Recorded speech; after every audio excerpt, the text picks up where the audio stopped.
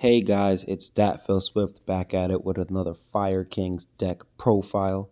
Today we're visiting a new engine called Dogmatika alongside the Sinful Spoils engine. Here goes an example of how the Dogmatika engine can get us to Ponyx, which as you know gets us to full Fire King combo.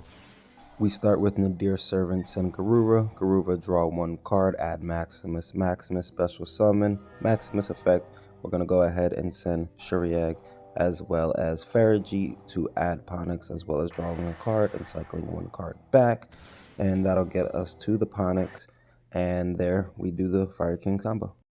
Next is the Sinful Spoils combo, which just requires Wanted as well as a card to discard. You activate Wanted, add Diablo Star, send your other card to the grave to put the other spell on the field. That'll allow you to send Diablo Star to get Ponyx and go through the regular Fire King combo. Now the quote-unquote other normal spell card there is called the original Sinful Spoils Snake Eye. Now, if you do get a hand with the Sinful Spoils and the Nadir Servant combo, you will be able to draw two cards, cycle one back while searching Ponyx, and not committing to your normal summon, which is actually insane.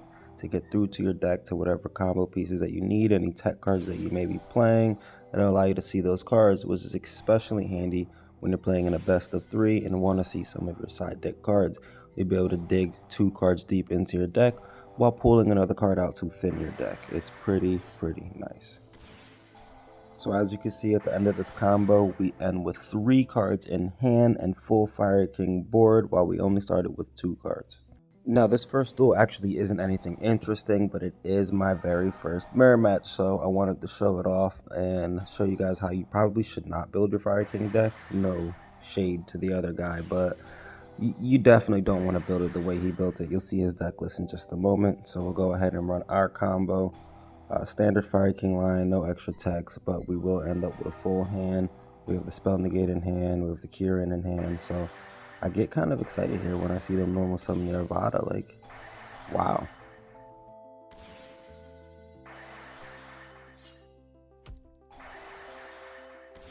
As you guys know, I run my Fire King deck with more of a main deck focus, so I have a lot of main deck gas, and I can tell the other guy doesn't.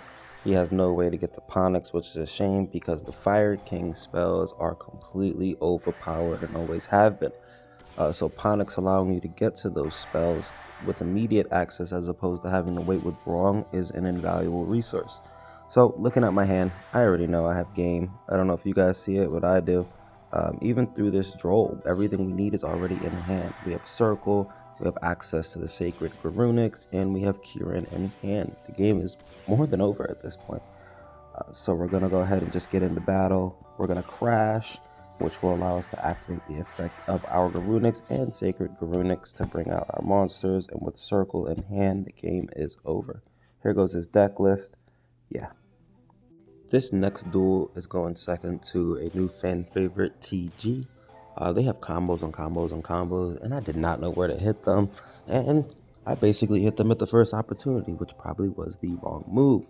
So sit back, I'm going to fast forward this segment. That way you can watch their combos combo.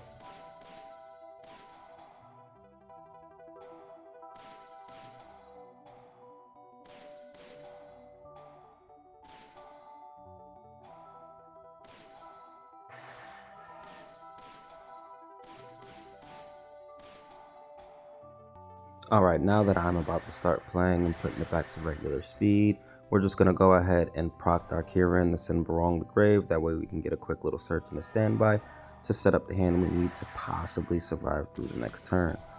It is Fire Kings, so you know we have the gas.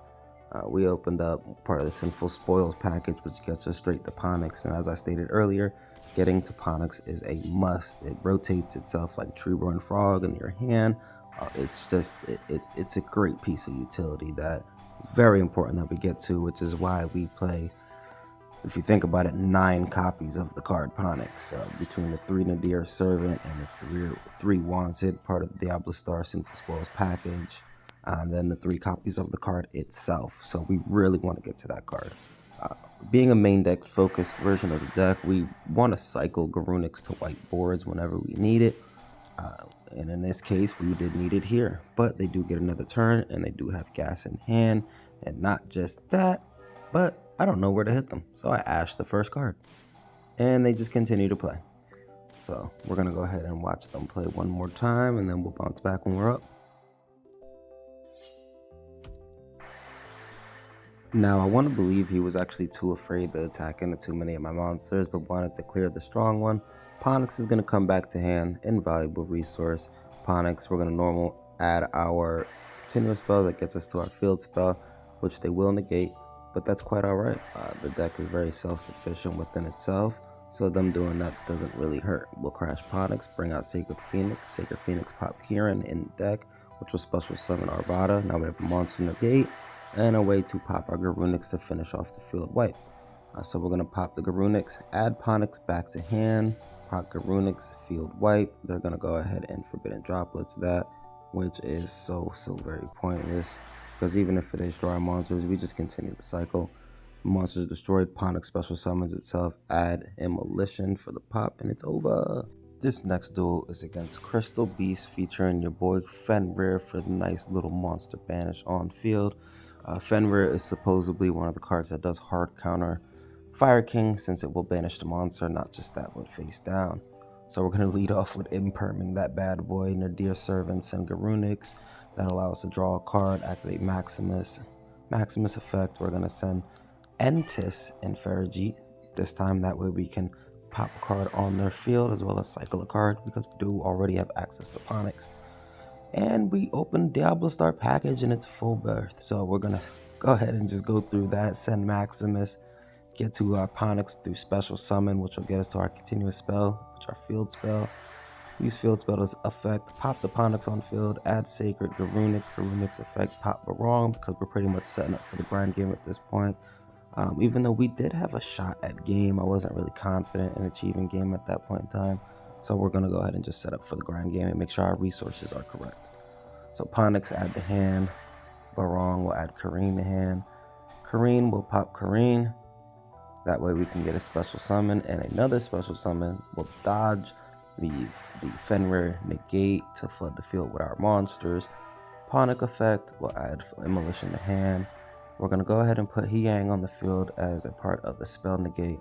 That they're going to get rid of Hyang pretty quickly, because they do know that he is a spell negate, but we're okay. We're in good shape. We still do have the continuous spell, so that if we need to, we can make, actually Hyang.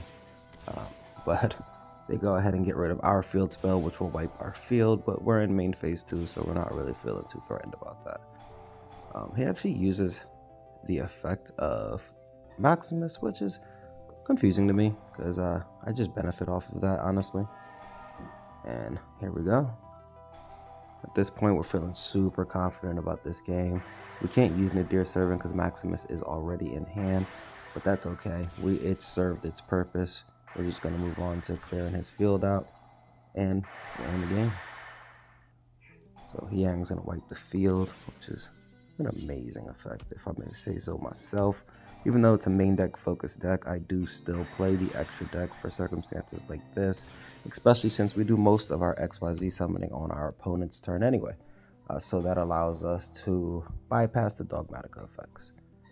This next duel here is going to be going second against Purely, with the Sinful Spoil package in as well. We don't play against Purely very often here on this format, but you will see Purely quite often when the deck comes to Master Duel. It's one of the top decks over there, but I still think it is one of the top decks in the OCG, which is pretty much the format here where you're watching these duels. It's actually pre-release TCG format, but Fire King's just releasing the TCG today as of this recording of audio. This gameplay recording is about a month old at this point, but the audio is of December 8th of 2023. You may not be able to tell, but this hand is phenomenal. We'll use the Nadir Servant as bait. They don't let it go through, which is quite alright. We're going to activate Wanted to grab a Diablo Star, which will set our spell on the field, and still get us to Ponix without using our normal summon. From here, we're going to go through our Fire King plays. I'm under the impression they're not exactly sure when to hit us, because they probably should have removed that field spare when they had the opportunity, although they're not. So From here, we're just going to do a small little combo to try to survive the turn. They're going to go ahead and use their crow on our card so we can't draw a card or recycle the Diablo Star package, so it's quite alright. We'll just go ahead and grind them through and see what happens.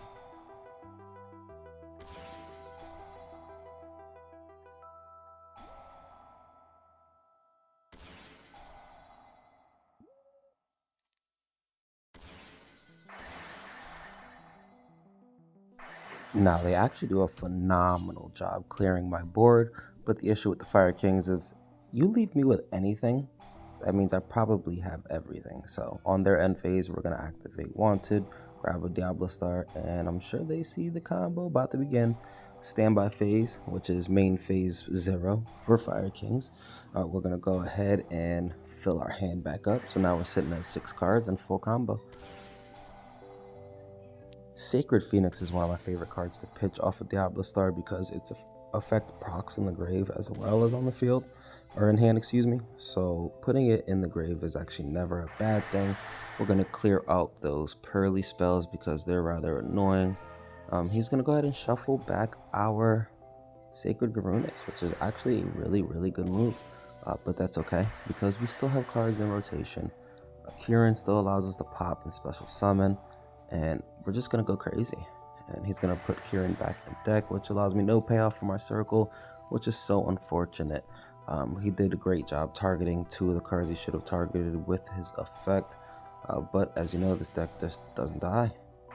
So standby phase, which is main phase 0, we're going to go ahead and get Rock and Destroy in the Field Garunix, protect our Arvada with Immolation's Graveyard effect, which keeps our Monster Negate on field.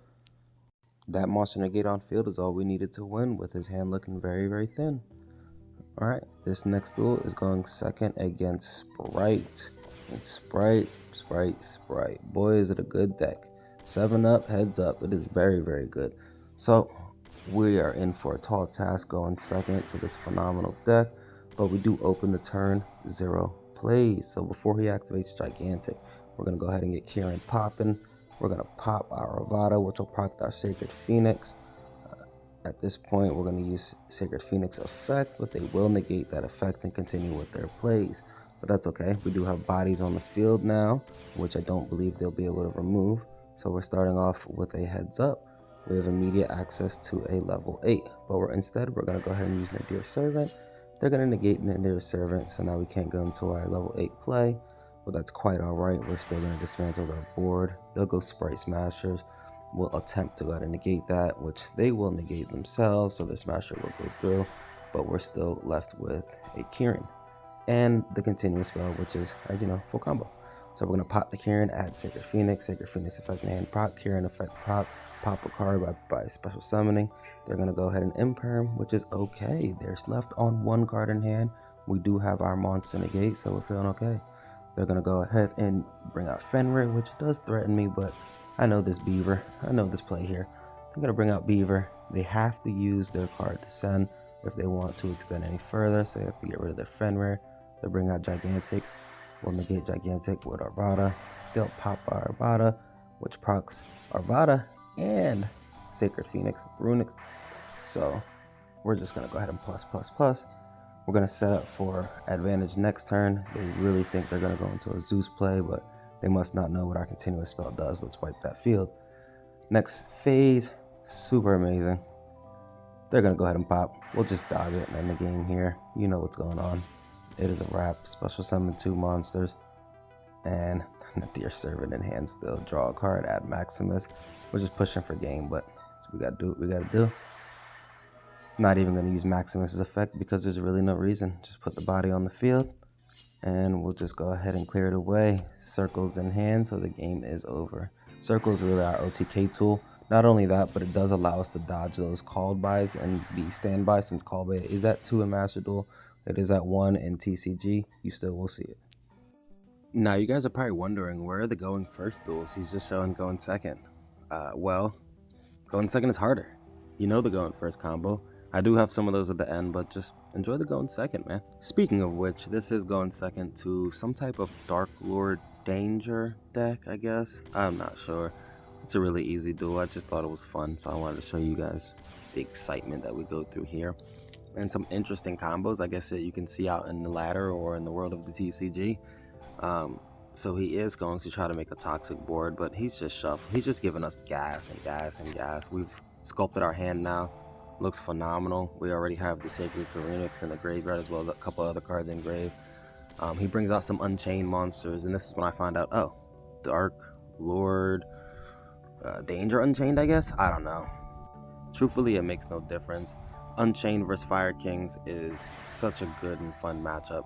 We like to pop each other's monsters, but I like to think that my pops just go a little bit further, or a lot bit further. Enjoy the duel.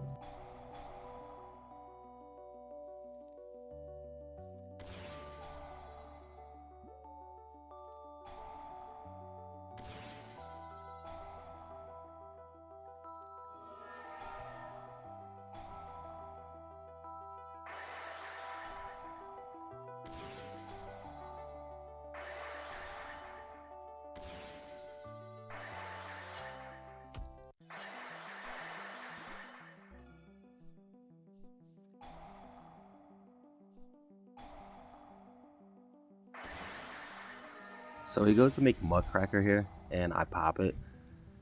Bring back Garunix. He actually activates one of his Unchained effects to bring the Muckracker back, and I use Garunix to pop Kieran, special summon Ponix, to pop it again. So he just cannot catch a break with that monster on the field, and he's out of here. So finally, the time has come to go first. Enjoy these going first duels here. You're going to see a lot of the just same standard plays, but I want you guys to take notice how we gain so much hand advantage, or at least play without losing any hand advantage, playing through multiple hand traps, which I believe the base version of the deck cannot do, but with these extra packages or extra engines, we're able to play to get the same line through multiple hand traps. And even if they wait for the sweet spot to hit us, the extra draws that we get usually allow us to play anyway without having to go through the same exact combo line.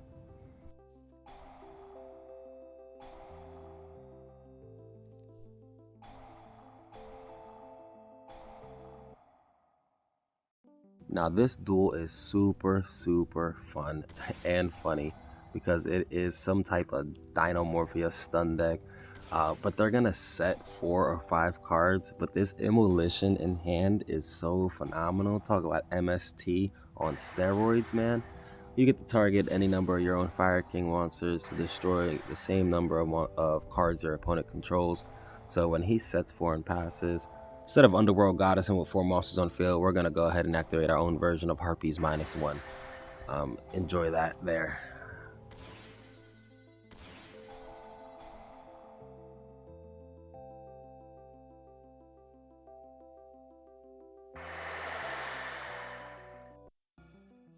Here goes a fun duel, just doing a standard little first turn board. At this point, we're going to go ahead and go through the regular combos. We do have their Nadir Servant. We're going to put our Vado on field as protection against any potential hand traps that it may have, which we don't really get off there, but it ends up working out because we're able to negate the card he put in the grave off of the Maximus. Then he goes the Impermanent, will dodge the Impermanent using the Kieran in hand, which is so invaluable for dodging target effects. We're going to go ahead and flood our field anyway and just get through our basic combos. We're going to line up so that we have 2 searches next turn with Barong by popping 2 Barongs, which is insane because we're going to go ahead and fill our hand back up next turn. And he's out of here before we can even get to doing it. This next duel is against an interesting branded Despia deck. I actually like the way that they play some of their combos here, but they don't get very far into them. We're going to go ahead and get into regular Fire King's plays using the Sinful Spoils package, not committing to a normal summon. You've seen this play countless times. We do also open up Circle and Immolition, which is so good. Circle will let us dodge any potential called bys. Immolition will let us get some targeting destruction on the field. Now, when I say weird branded Despia deck, I actually mean it. Like, they just use the Runic Destruction to pop some back row, then special summon Druid's Worm. At this point, I'm completely thrown off, and then Pot of Extravagance throws me off even more, because now you're running cards that don't even synergize. I don't understand. So we're gonna pop our monster, put a spell trap negate on the field. We're not worried about all this other stuff. It just feels like super bait, so we're not gonna pay attention to any of it. And there goes the card we want to negate, and they are left with one card in hand that does absolutely nothing. Next turn, we're gonna just fill our hand all the way back up. You know the deal by now. Pop that card, your Runix is gonna come onto the field. Ponix is gonna get a circle, I can tell you ahead of time, and that's just so that we can finish off the game. GG's, my boy. All that done in main phase 0, by the way. Don't even do anything in actual main phase. This next duel is going second to Teller Knight or Stellar Knight. Not 100% sure of the deck itself, but I highlighted the duel because I did open up both monsters from the packages Sinful Spoils and Dogmatika to show that they're not really as much bricks as you would believe.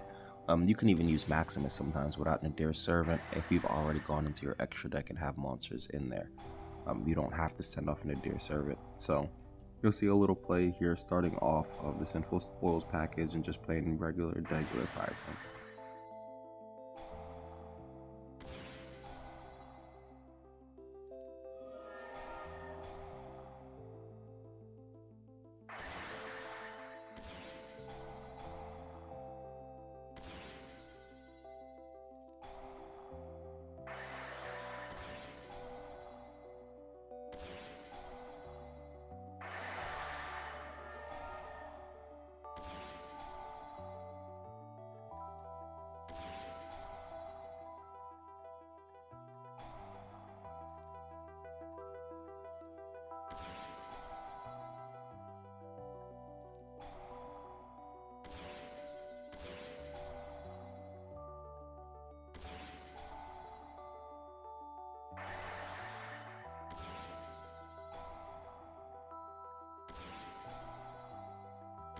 Now I'm out of interruptions, but he decides to pop Hidang, which is going to reset my field with 2 Fire King monsters since he had 2 materials. Interesting play.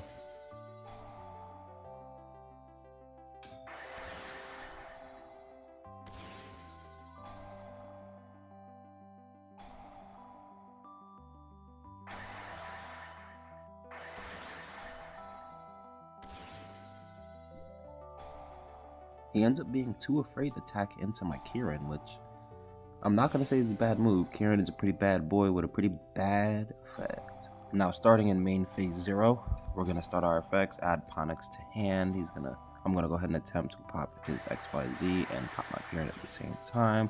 He protects his XYZ, I'll activate Kieran effect, then I'll activate Ponix effect. Ponix special summon himself, Kieran special summon my monster, negate Arvada, pop a card on the field.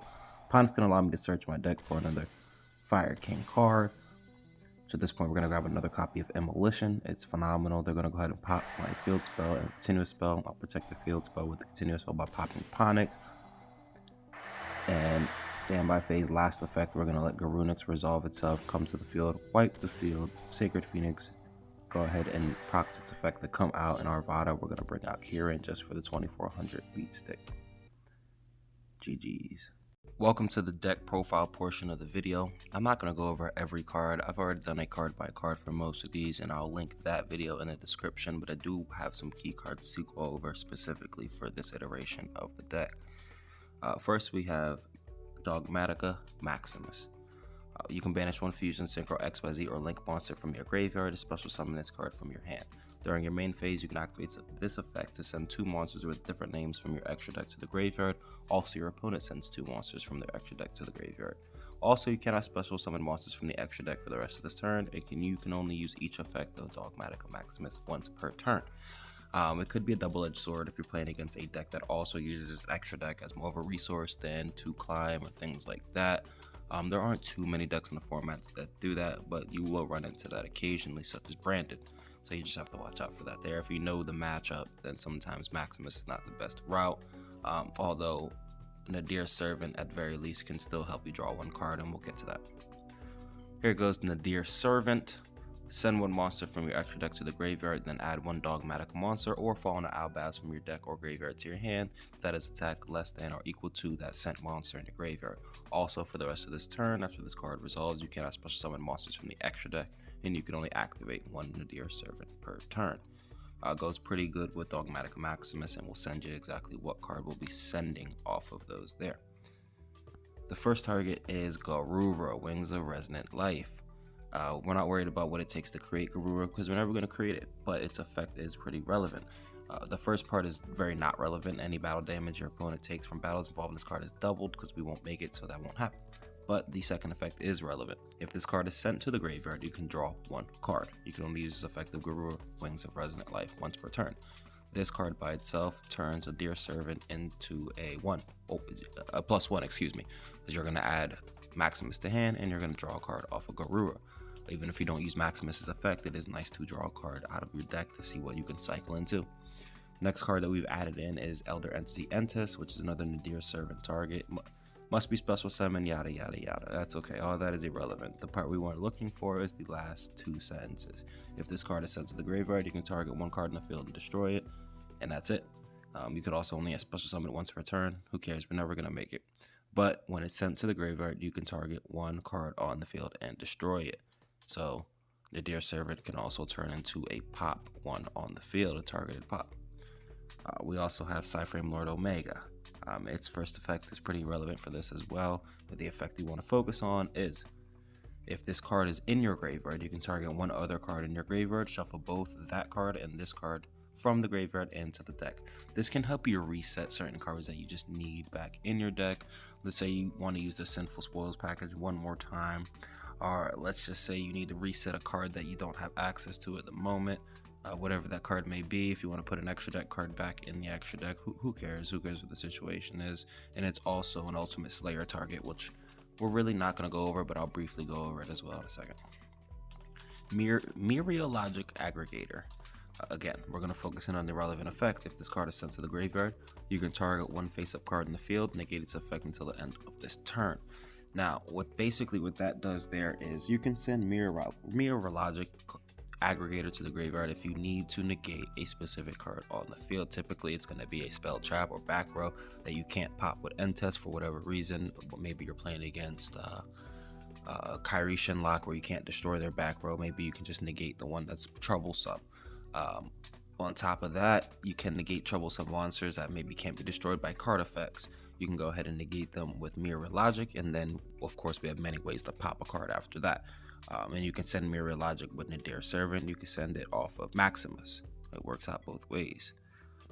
A new addition to the party is going to be Tri-Brigade Shuriag The Ominous Omen. He's a new addition to the party for the simple fact that he adds Ponyx to hand. Here's a relevant part of his effect here. I'll read that to you. If this card is sent to the graveyard, you can add one Beast Warrior, or Winged Beast monster from your deck to your hand whose level is less than or equal to the number of banished Beast Warrior, and or Winged Beast monsters. You can only use the effect to Tri-Brigade Shuriag The Ominous Omen once per turn. So that allows us to add Ponyx to hand after we banish our Garura with Maximus. Yeah, I know. Pretty crazy. Insane combo. We also have Farajit. Farajit's relevant effect is if this card is sent to the graveyard, you can draw one card, then place one card from your hand on the bottom of your deck. So more times than not, what I'll do with this card is I'll send this card along with Shuriag with Maximus effect, which will allow us to add Ponyx to hand, then draw one card. Now remember, this is after the Garura draw. So we're going to draw another card, and then we'll put one back in our deck. Typically, we'll be putting Ponyx back in our deck. So we get Ponyx out of the deck to draw a card, and we'll just return Ponyx because we more than likely already have another way to get into it or already have it. So it's nice to at least cycle through our deck. Maybe we need to get to an Imperm, to get to an Ash Blossom. You'll see when this deck comes to Master Duel, cycling through two cards in your deck could draw you into your Max C, your auto win condition, or whatever the case may be. Maybe we want to get into the Sinful Spoil package and don't see any of the cards. Maybe we're short a fire monster and have nothing to pop. regardless of the case, this allows us to cycle through one more card. And we already know about Relinquished Anima. Let's go over Ultimate Slayer really quickly. I don't really want to go over anything else in the extra deck or the side deck. We don't really use much, but sometimes going second if we're playing against a towers type of deck. Excuse me, not towers, excuse me. If we're going against a deck that has a problem monster, an annoying monster that we just have to get rid of immediately, we have Ultimate Slayer. We can just target one monster and we'll just get rid of it. They cannot activate monster effects in response to it. So if we need to get rid of a Baron, we have Sideflame Lord Omega, a Dragos Stapelia, or Vicious Astral, anything that maybe can't be destroyed by battle. We'll go ahead and Ultimate Slayer will send Nentis and get 2 for the price of 1, or maybe we'll send Garura, draw, and pop their monster. If they have a Link monster that seems to be kind of annoying, maybe it has annoying Floodgate effect, maybe they're using the Griffin, Nightmare Griffin, and we need to get that off the field, we can go ahead and send Tri-Brigade Fergit, pop their monster, draw a card, put 1 in our deck, and keep moving forward with the play. So we definitely have tons of options to see what we can do in those kind of situations using Ultimate Slayer. And you know, we can get to Ultimate Slayer off of Thrust. Multiple options there. And the star of the show, of course, is Garunix. Thanks for checking out the deck profile. Hope everybody enjoys. Thank you for watching the video. I hope everybody enjoyed. I don't say this often, but if you guys don't mind liking the video, following me, and subscribing, maybe checking out some of my other socials. I do want to make videos a little bit more frequently, and you guys just like and subscribe and motivates me to do so.